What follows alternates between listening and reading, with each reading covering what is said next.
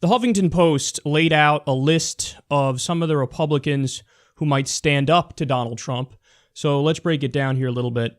They say Rand Paul, a libertarian lone wolf, says he will block Senate confirmations if Trump nominates either former New York Mayor Rudy Giuliani or former UN Ambassador John Bolton to be Secretary of State. Now, we had touched on this a little bit previously. I had mentioned how much Rand Paul hates Rudy Giuliani and John Bolton because they're incredibly, incredibly hawkish, and he's so much better than the other Republicans on foreign policy. But now he's made it official. And what he said is, look, if you nominate either one of them, I'm going to block them. I'm going to block them, and I'm going to come after you, and I don't care that you're a Republican, you have an R in front of your name, and so do I. Irrelevant, I'm going to block them. So kudos to Rand Paul on that, and I happen to agree with him 100%. John Bolton is the worst of the neocons, and the neocons are pretty much all bad. So, this is a guy who still defends the war in Iraq. This is a guy who wants regime change, in Iran, and he's pushing for it right now. He said the other day, yeah, we should do regime change in Iran. And Trump, at least in part, ran on a non-interventionist platform. The other half of the time, he was massively interventionist, and he said, I want to bomb the shit out of them, talking about ISIS, and he said, I want to take out their families, kill civilians in the Middle East. But the other half of the time, he said, look, let's spend on infrastructure here. There's no need to do all this adventurism and this nation building overseas. So if he nominates John Bolton to any position, as I said recently, that means that he was just talking. It was just rhetoric during the campaign.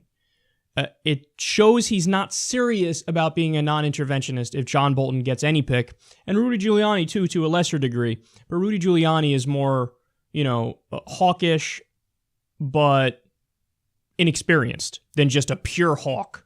You have a pure hawk for John Bolton, and that would be a disaster. All right, then we go to Lindsey Graham. They say South Carolina's Lindsey Graham has started publicly outlining places he might be willing to oppose Trump. He is against the Mexican border wall and is delivering warnings against Trump's intention to revoke legal status for undocumented immigrants brought here as children, although that would not require congressional approval. Graham, a traditional Republican foreign policy hawk, strongly disagrees with Trump's attempt to improve ties with Russia. Quote, I'm going to be kind of a hard ass on Russia, Graham told reporters recently. We can't sit on the sidelines and let cyber attacks be blamed on Russia. We can't sit on the sidelines and let cyber attacks blamed on Russia go unanswered. All right, now with Lindsey Graham, it's a little bit more of a mixed bag. So when he says, as we covered recently, hey, I'm not gonna take away the filibuster. I would vote to keep the filibuster. There, I agree with him 100%. Because if they vote to get rid of the filibuster, you have a Republican House, a Republican Senate, or a Republican presidency, they will go buck wild. They'll cut taxes for the rich 912 times over. They'll eliminate regulatory bodies. It'll be just an utter disaster. It would be terrible. So Lindsey Graham stepped up to the plate and he's like, yeah, not really that big a fan of Trump, so here's what I'd do. I would make sure that the filibuster is still there.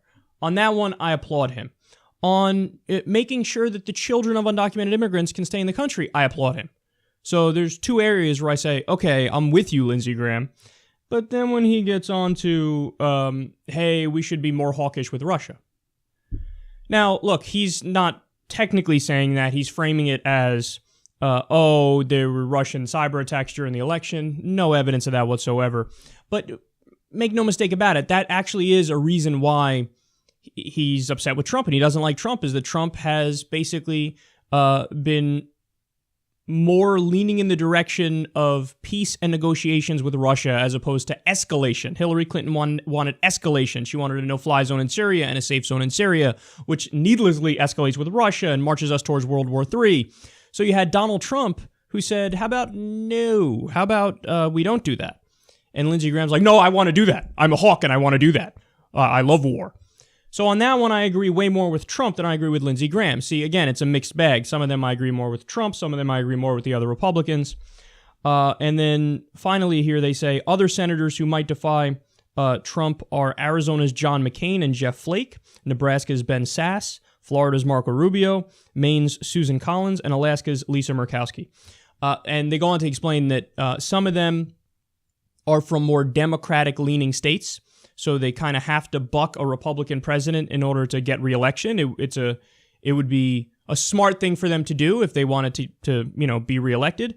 And also, some of them have a long time before they have their next election.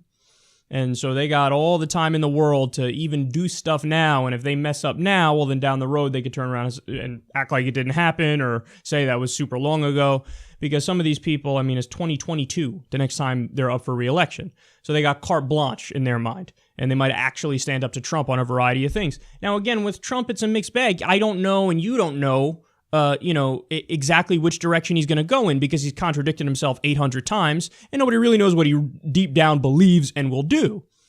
So it's an open question. When he talks about draining the swamp and trying to limit lobbyists' influence, I go, oh, great. You should do that. But then Republicans might turn around and block that because they're massively, massively corrupt. And there's also been signs that he's not going to do that because he appointed so many lobbyists to his transition team. By the way, there was a story that said, oh, no, Mike Pence took over for the head of the transition team and he's going to fire all the lobbyists. When you read on in the article, what do they say? They fired one lobbyist. Trump has 4,000 positions to fill. We did a story the other day where we outlined at least a dozen lobbyists. What about the rest of them? So there's no way they're actually firing all the lobbyists. It would be probably impossible to fire all the lobbyists. So some of the things Trump is better on, some of the things the other Republicans are better on. But the most important thing of all is that filibuster. Because if that filibuster falls, the amount of damage that can be done is endless. So at least on that front, we should thank Rand Paul, because he's likely going to be on the right side of that one. In fact, I'm certain, even though he hasn't come out and said it. We should thank Rand Paul, Lindsey Graham, and potentially John McCain, too, because those are going to be the three. I think all they need is 3 dissenting votes to keep the filibuster. So what that means is, just like under Obama, you're going to need a 60-vote supermajority to get something done. Whereas, again, like we all thought, and it would make sense, like, what do you mean? A simple majority should get everything done. If you have 51 votes, that's it. That's all you need, right? Well, it should be like that, but the Republicans decided, no, we're going to make the Democrats, when they have had control, they're going to need 60 votes to get anything done. So now that it's a Republican administration, I mean, you know how they are. It's super easy to see them going, yeah, anyway, we were just fucking around. You need 60 votes to get something done. We should only have 51. And they were going to, flip back to that. But some of them are dissenting.